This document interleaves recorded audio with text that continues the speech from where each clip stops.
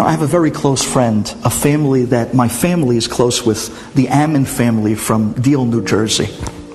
And Rabbi Ammon, Hashem should bless him, a wonderful rabbi, him and his wife had this, you would say, minhag, that every year, on Erev Rosh Hashanah, they would go out to the cemetery in Staten Island, New York, and they would visit his mother-in-law. And it was there that they would say Tehillim and so on. One year, Rabbi Ammon and his wife were coming back from Brooklyn over the Verrazano, and as they're driving through the Staten Island Expressway, it hits them. It's not Erev Rosh Hashanah, it's a week before Erev Rosh Hashanah, but still, we're here. We're about to drive by the Exodus Cemetery. So he turns to his wife and says, honey, we're here already. Why wait a week and schlep back on Erev Rosh Hashanah? Let's go now. Let's go to your mother. She says, you're right. We're here. Let's go. So he pulls off Staten Island Expressway, goes into the cemetery, and stands by the grave of his mother-in-law a week earlier than usual and begins to pray. And as Rabbi Ammon is davening, he looks up and he sees not too far away, there's a whole group of boys standing around a hole in the ground with a coffin sitting on the floor.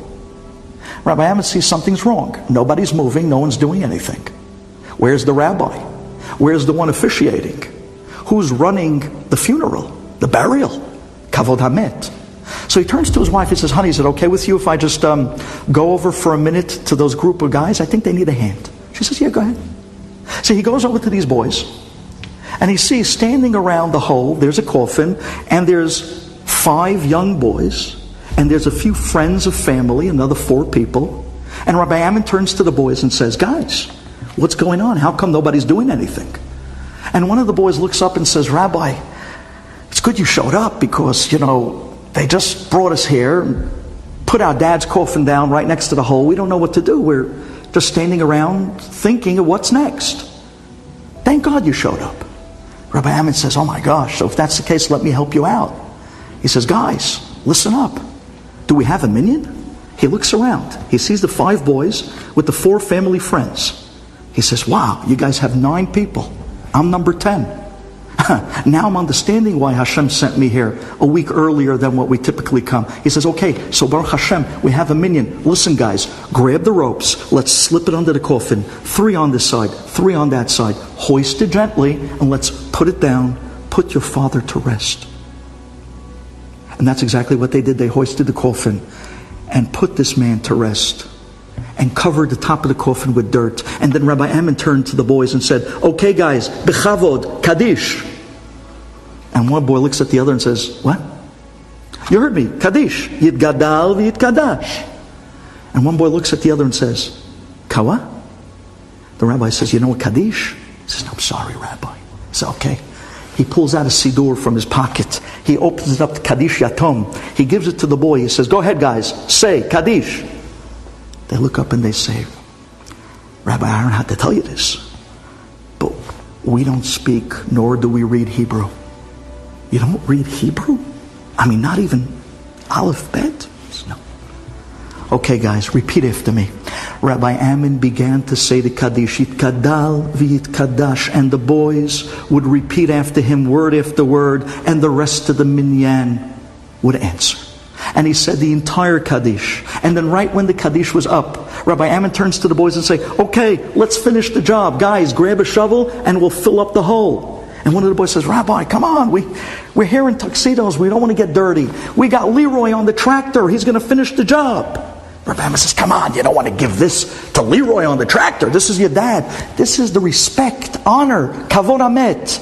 Come on, guys. And he figured that he was going to lead, have an example. So he grabs the shovel and he starts to fill in the hole. And he turns around and they're gone. They're gone. Rabbi Ammon says, guys, come back here, your dad. Come on, Rabbi, let him do it. And there's Rabbi Ammon, all alone, with shovel in hand. And he finds himself single-handedly burying a guy until he fills up the entire hole. And right when he was done, he screams out, Leroy, you can finish the job. Leroy jumps off the tractor and runs up to Rabbi Ammon. He says, Rabbi, you did the whole job by yourself. You single-handedly, literally buried the guy. Once you did everything, you might as well put the nameplate on the top of the grave. Rabbi Ammon says, okay. He hands him the nameplate. Rabbi Ammon looks at the name. Simon Pollock. Simon Pollock, it rings a bell. Rabbi Ammon takes the nameplate and puts it at the top of the dirt. And then he turns back and he says, Simon, I did my best. I had your children say Kaddish.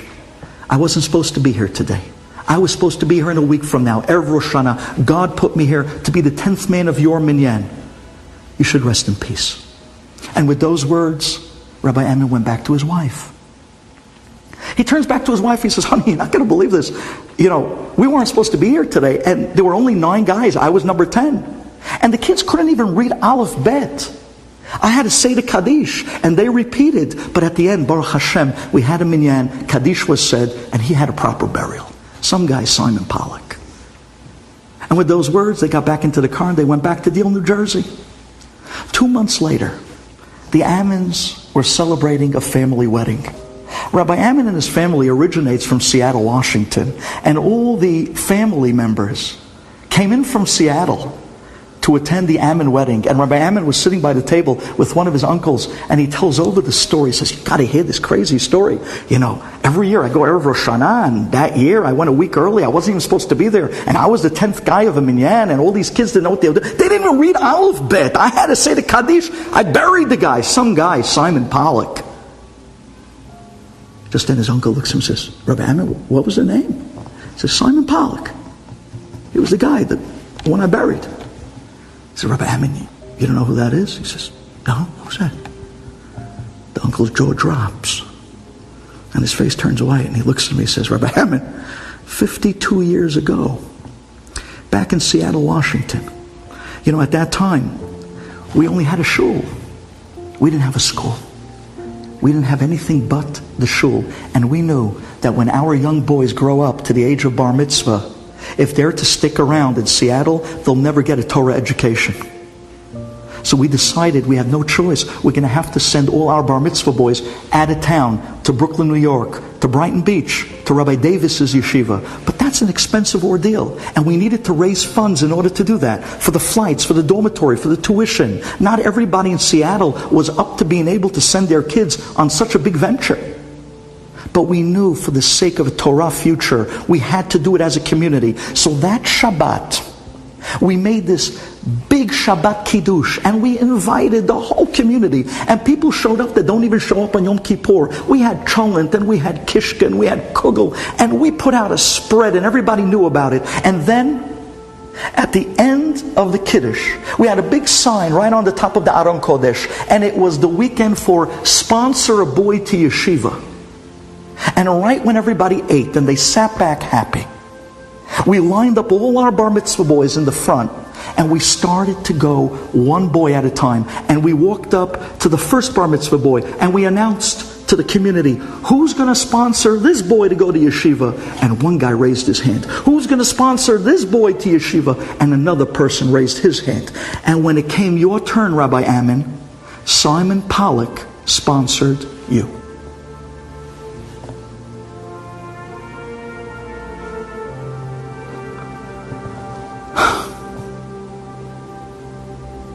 You see, Hashem never forgot.